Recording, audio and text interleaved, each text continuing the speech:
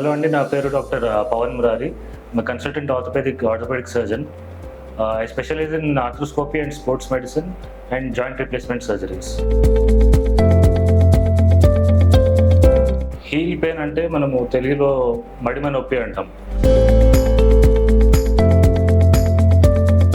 So అది most కామన్గా over weight ఉన్న వాళ్ళకి, ఎక్కువసేపు నిలబడి వర్క్ చేసే వాళ్ళకి, స్పోర్ట్స్ పీపుల్కి, ఫ్లాట్ ఫుట్ ఉన్న వాళ్ళకి మోస్ట్ కామన్గా వస్తుంటుంది హీల్ పెయిన్ అనేది.